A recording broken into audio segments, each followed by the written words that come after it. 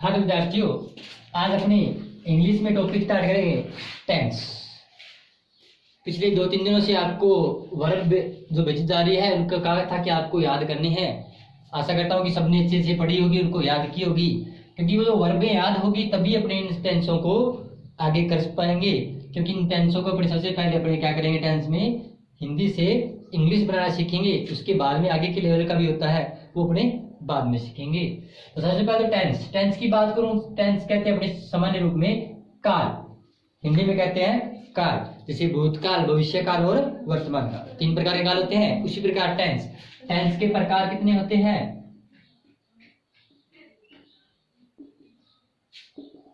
तो टेंस जो होते हैं 3 प्रकार के होते हैं।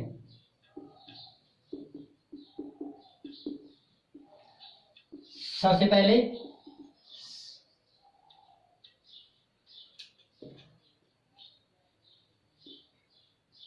प्रेजेंट टेंस, जो अपने हिंदी में कहा जाता है वर्तमान काल, यानी कि जो इसमें चल रहा है। एक होता है पास्ट टेंस, ये होता है भूतकाल, यानी कि जो बीत गया पास्ट में, यानी कि जो बीता हुआ कल है वो कौन सा होता है? Past tense. और तीसरा होता है फ्यूचर टेंस, ये होता है भविष्य काल। अपने पास टेंस के जो प्रकार है वो हैं 3 प्रकार के टेंस होते हैं, प्रेजेंट टेंस वर्तमान काल, पास्ट टेंस भूतकाल और फ्यूचर टेंस भविष्य काल। इस टेंसों की भूमिका बहुत बड़ी रहती है। अपने छोटे लेवल से स्टार्ट करते हैं, आगे जाकर बड़े लेवल तक सभी में अपने ये काम देती है, बस इनका रूप आगे बदल जाता है। सबसे पहले मैं बात करूं तो टेंस में अपने हिंदी से इंग्लिश बनाना सीखेंगे। वो कहाँ काम देती है अपने, कि हिंदी से इंग्लिश जो अपने नॉर्मल काम देती है, अपनी जब अपने एप्लीकेशन लिखते हैं, कोई स्टोरी लिखते हैं, लेटर लिखते हैं, तो वहां अगर अपने किसी चीज की अपने हिंदी का अर्थ पता है तो अपने उससे हिंदी से इंग्लिश में कन्वर्ट करना सिंपल हो जाता है, और अपने को उसको ज्यादा इंग्लिश में याद रखने की जरूरत नहीं होती। अगर अपने को टेंस आते हैं तो उनको आराम से अपने बनाकर लिख सकते हैं। उसके बाद में कुछ इंग्लिश वगैरह में पहचान होती है, वो अपने 10th में जो काम आती है वहां आगे जाकर काम आएगी, उनके अलग अलग वर्डिंग होते हैं। आज अपने सीखेंगे प्रेजेंट टेंस के बारे में। मुख्य रूप से 3 भाग होते हैं, इन 3 भागों में ही आगे प्रत्येक के आगे 4-4 भाग और होते हैं। जैसे सबसे पहले बात करूं, आज हम अपने सीखेंगे प्रेजेंट टेंस।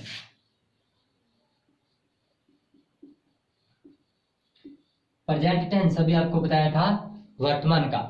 तो प्रेजेंट टेंस होते हैं ये 4 प्रकार के होते हैं।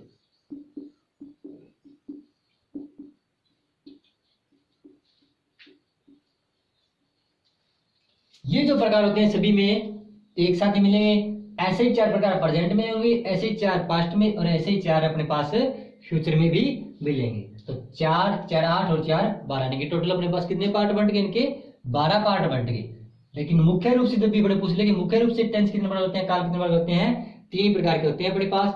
उनके आगे उप प्रकार कह सकते हैं अपने, और आगे भागों में बांटा गया उप भागों के रूप में। ये 4 प्रकार कौन कौन से होते हैं? सबसे पहले होता है अपने एक सिंपल टेंस,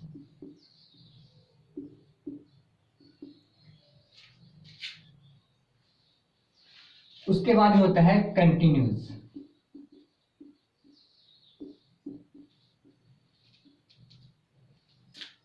फिर होता है परफेक्ट,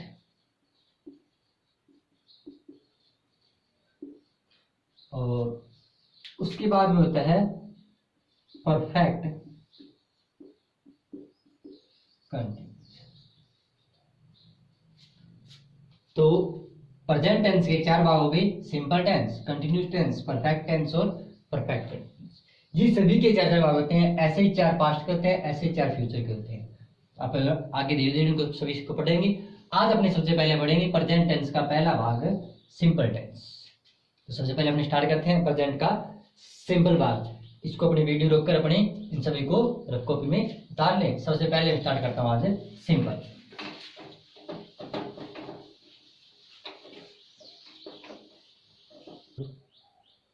हाँ, तो अपने पहले भाग देखेंगे प्रेजेंट का, प्रेजेंट सिंपल टेंस। तो पहचान देखेंगे अपने। सबसे पहले तो हिंदी में क्या पहचान होती है? किसी वाक्य के अंत में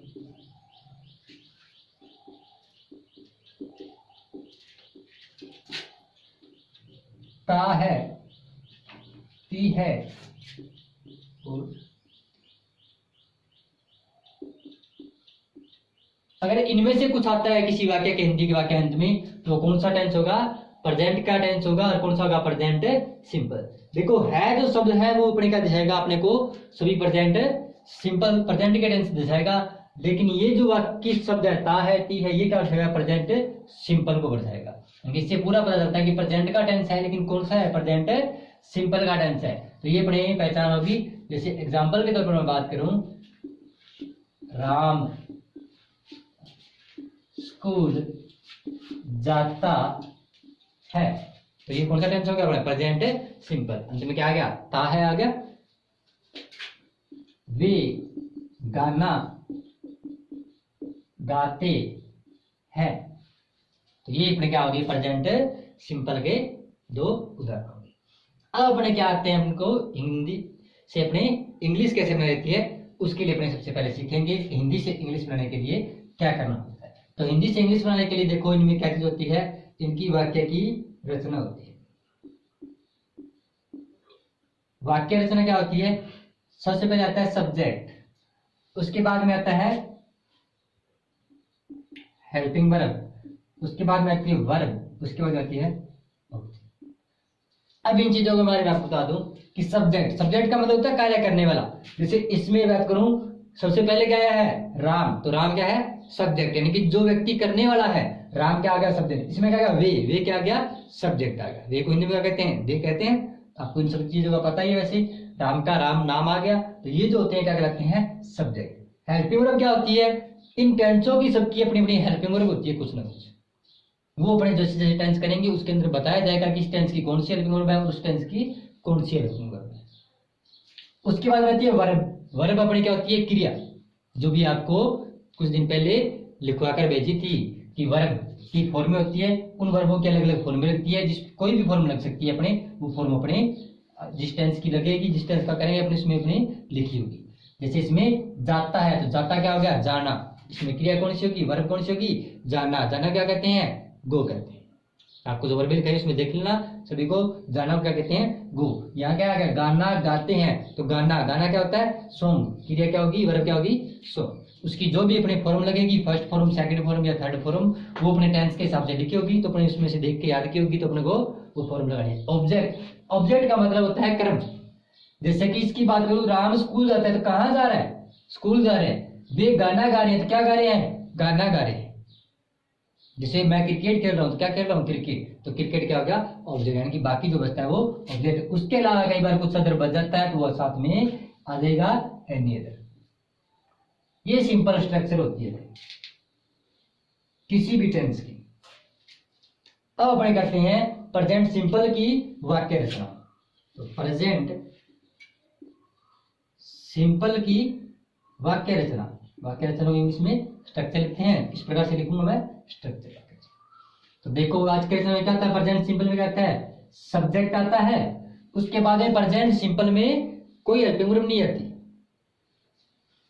क्या आती है? वर्ब की फर्स्ट फॉर्म के साथ में एस या ईएस, और प्लस आता है ऑब्जेक्ट, और प्लस आता है एन। ये बनेगी प्रेजेंट सिंपल की स्ट्रक्चर अपने पास। सबसे पहले आएगा सब्जेक्ट के बाद में वर्ब की फर्स्ट फॉर्म के साथ में एस या ईएस, और फिर ऑब्जेक्ट। अब अपने देखो इससे बढ़ाते हैं। पहला एग्जांपल क्या पढ़ा था अपने?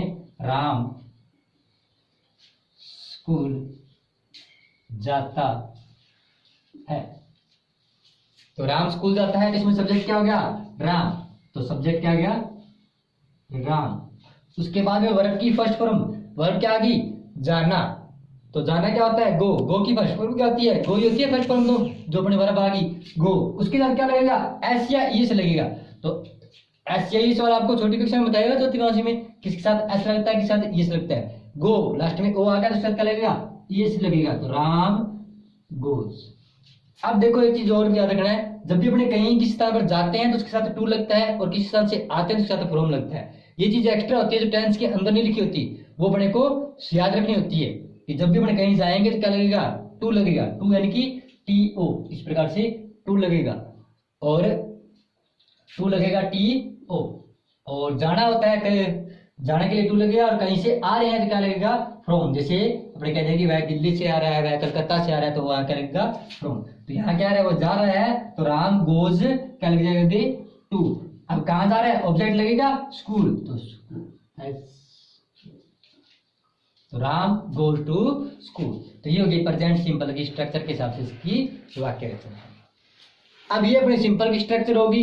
अब इसी के अंदर प्रेजेंट सिंपल के अंदर इसके चार प्रकार के भेद बन जाते हैं, वाक्य बन जाते हैं अलग अलग। कि ये तो क्या हो गया, इसका सिंपल हो गया, सिंपल से इसी वाक्य को नेगेटिव कह दे, इसी वाक्य को इंटेरोगेटिव, यानी कि नेगेटिव का मतलब नकारात्मक कह दे, नकारात्मक कहने का मतलब इसी एक लाइन को ये कह दे कि राम स्कूल जाता है। अगर नेगेटिव करना पड़ जाए तो देखो, आपको एक सिंपल स्ट्रक्चर के रूप में चाहता हूं कि जब भी अपने सिंपल की स्ट्रक्चर याद रखते हैं, तो जब भी अपने नेगेटिव बनाना पड़े तो कैसे करना है कि सेकंड थर्ड स्थान पर क्या लग जाएगा, अपने नोट लग जाएगा। तो यहां क्या आएगा, नेगेटिव की क्या स्ट्रक्चर बनेगी, सबसे पहले आएगा सब्जेक्ट, उसके बाद में यहां डू या डज लगेगा, प्लस लगेगी वर्ब, तीसरे स्थान पर लग जाएगा नोट, और फिर वर्ब की फर्स्ट फॉर्म और प्लस, ये होगा नेगेटिव यानी कि नकारात्मक।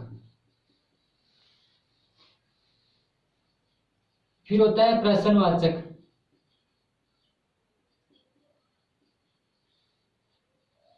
इंटेरोगेटिव।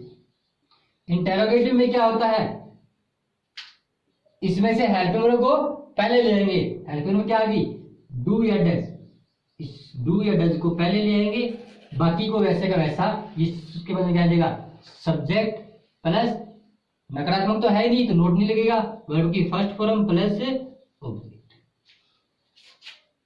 उसके बाद में इसका एक और बनाएंगे अपने प्रश्नवाचक नकारात्मक, यानी कि नेगेटिव इंटेरोगेटिव।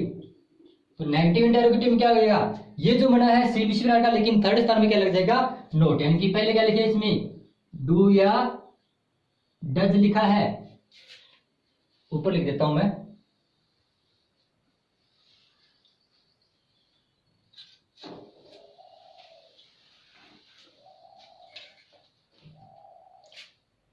और नेगेटिव इंटेरोगेटिव की क्या बनेगी, डू या डज लिखा है, पहले अपने डू डज लिखा था उसमें, तो डू या डज प्लस सब्जेक्ट, तीसरे स्थान पर क्या जाएगा, नोट प्लस वर्ब की फर्स्ट फॉर्म प्लस। तो एक ही वाक्य के अपने पास चार प्रकार के वाक्य बन जाएंगे। अब अपने क्या होता है, प्रश्नवाचक और नेगेटिव इंटेरोगेटिव में प्रश्नवाचक के तीन लगाते हैं साथ में प्रश्न।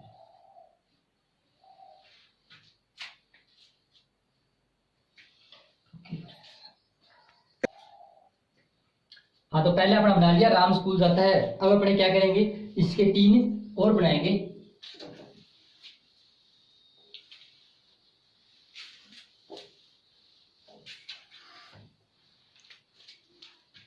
सबसे पहले मैं आपको डूडल्स के बारे में बता दूं कि डू और डल्स कैसे लगता है। डू जो लगता है वो लगता है बहुवचन के साथ। बहुवचन कौन कौन से होते हैं, आई, वी, यू, दे, ये बहुवचन होते हैं। और डज जो लगता है वो एक वचन के साथ लगता है। एक वचन कौन कौन से होते हैं, ही, सी, इट, ने, ये सारे क्या होते हैं अपने पास एक वचन होते हैं। तो डज का वचन एक वचन के साथ प्रयोग, डू का बहुवचन के साथ। अब देखो अपने इसका सेकंड बनाएंगे। पहला बनाया था राम स्कूल जाता है, उसी का अगर नेगेटिव करूं तो क्या बनेगी, राम स्कूल नहीं जाता है। तो इसका क्या बनेगा, देखो क्या स्ट्रक्चर बनी थी, सब्जेक्ट आया था सबसे पहले, तो सब्जेक्ट पहले सब्जेक्ट राम, उसके बाद में डू और डज। तो राम देखो नाम आ गया किसी का तो क्या लगेगा, नेम, यानी कि नाम आ गया क्या लगेगा, इसका तो डज लगेगा, तो राम डज नोट। उसके बाद में वर्ब आपने पहले देखी थी, गो टू स्कूल। आपको सिर्फ पहला बनाना होता है, जैसे पहला बना था राम गोज टू स्कूल। दूसरे बनाने के लिए देखो इसी से बन जाएगा कि राम का राम ही आएगा, उसके बाद में यहाँ कुछ ना कुछ हेल्पिंग वर्ड लग जाएगी इसके साथ और नोट लग जाएगा। तो राम के साथ में क्या लगेगा, एक वचन है तो क्या लग जाएगा, डज नोट, ये गो का गो टू स्कूल।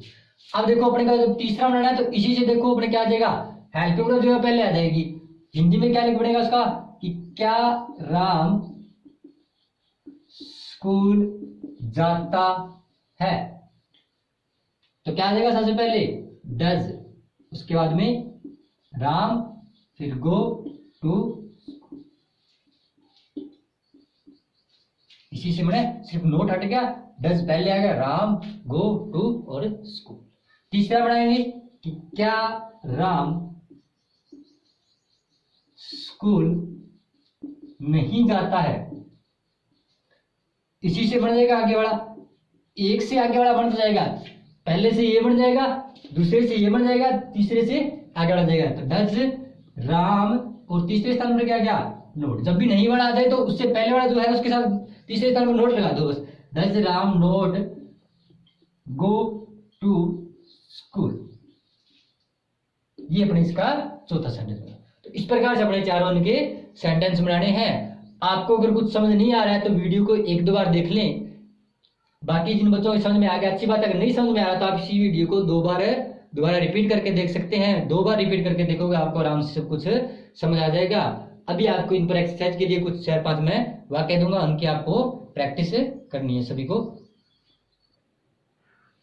हाँ, तो आपको जो आज टेंस कराया है, आज प्रेजेंट सिंपल,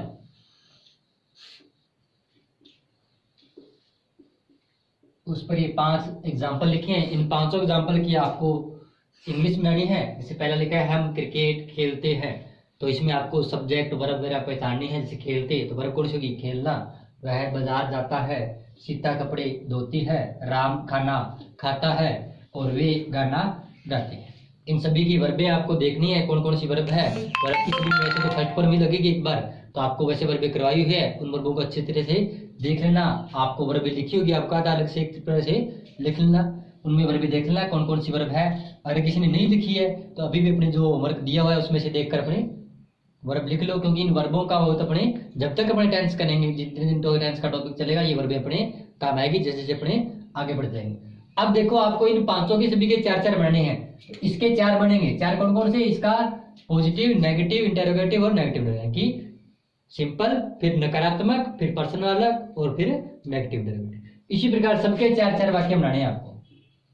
तो सबके 4-4 यानी कि 5 हो गया, टोटल 20 वाक्य अपने पास बनेंगे। जिसका देखेंगे तो हम क्रिकेट खेलते हैं, दूसरा क्या बनेगा, हम क्रिकेट नहीं खेलते हैं। फिर बनेगा क्या हम क्रिकेट खेलते हैं, फिर बनेगा क्या हम क्रिकेट नहीं खेलते हैं। इस प्रकार से आपको इनके सबके 4-4 वाक्य बनाने हैं। अगर किसी को कुछ दिक्कत आए, कुछ पूछना हो, कुछ समझ नहीं आ रहा हो इसमें, आप वीडियो को देख लेना दोबारा। अगर फिर भी समझ नहीं आ रहा हो तो आप पर्सनली व्हाट्सएप मैसेज करके पूछ लेना। किसी चीज में अगर कोई आपको किसी में वर्ब समझ नहीं आ रही, कौन सी वर्ब है, या फिर सब्जेक्ट का समझ नहीं आ रहा कौन सी सब्जेक्ट है, तो आप व्हाट्सएप मैसेज पर पर्सनल पूछ सकते हो। आज के लिए इतना ही। ये आपको होमवर्क में करना है, कल अपने इसके आगे नेक्स्ट टॉपिक पढ़ेंगे।